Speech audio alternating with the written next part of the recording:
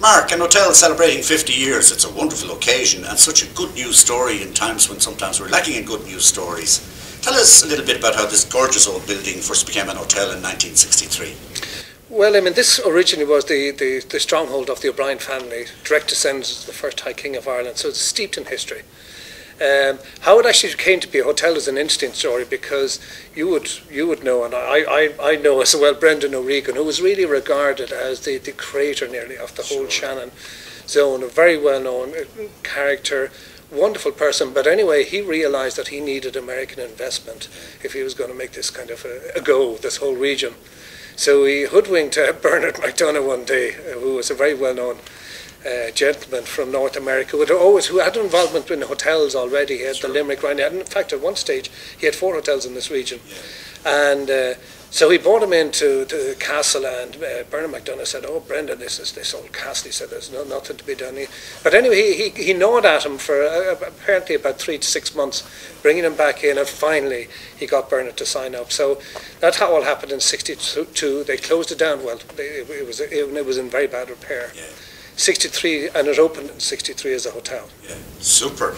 And over the years, it's won so many prestigious global awards. Which ones do you value the most? Is that unfair? Well, I mean, every award is valuable, no matter what way it comes. But I suppose, from my point of view, and I suppose from the team's point of view, a Reader Award trophy is always that much more special, because you know it's somebody that's experienced the hotel, and it's not a cyclical thing as such. Yes. Condé Nast Travel and Leisure, we featured, I suppose, in the top 10 certainly, and down to the top 5, top 2 over the last 10 years, and they're the very special ones. Sure.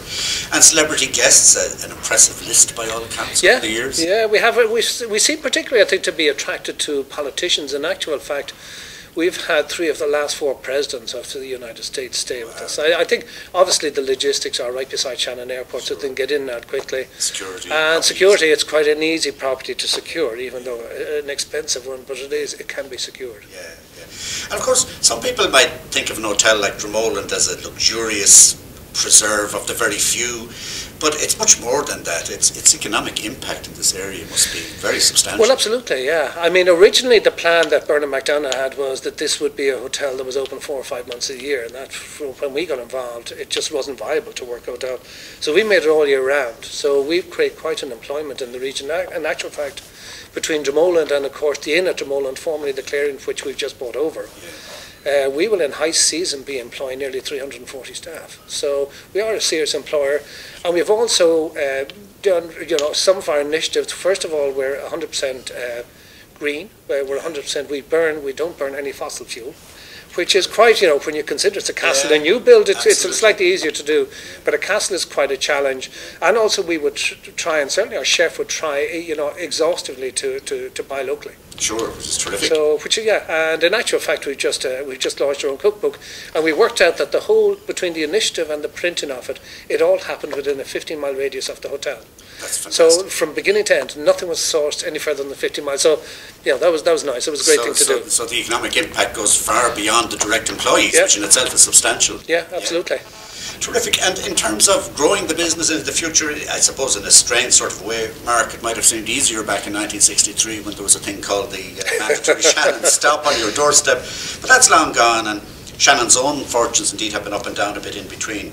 But it's now got its independence, and from all accounts is off to a very strong start with some terrific new routes, particularly from the US, and more to come, which is great news this winter. So, how do you feel about all that, and are you confident about the airport's future, and since its well-being is so important to your business but to this region as well? Well, I suppose going back to what you were saying about the compulsory stopover, but my colleagues or my peers in the industry use terms like shooting fish in a barrel and things like that to a certain point. And I've been absolutely honest, there was an element of that to it. We had huge North American business, and we still have huge. 50% of our business year on year is still North American, so it is a substantial. And obviously, leading on from that, is the key importance from my own point of view with regard to the airport. And recently, when I had our board over, we tracked our actual turnover with the turnover of people that go to the airport, and for 6 years the graph is identical from our turnover. Now, fortunately, we got smarter a little bit quicker made it in the airport, because our curve starts going up and theirs continues to go down. But look, to answer the question, I think there's a great board there. I have every confidence in Rose Hines, and I think we're about to get some really great news. I mean, the airport to me is my lifeline. Sure, I mean, that's absolutely. the reality. And finally, Mark, how are things looking in the current year? The American market is strong. That obviously 50% of your business should have a favourable impact here. Yeah. I'm absolutely. Winter was a challenge, but you know, we picked up a little bit in April. We're going to pick up a bit of May, and June, July, August look very strong. Look very positive. We're hoping that we might the 9.0 may not be one of those elusive things of the past, but we're certainly targeting those for a couple of months. That would be wonderful to get an occupancy level of that rate. You know, it certainly sends a message of positivity that we all should be happy about and proud about.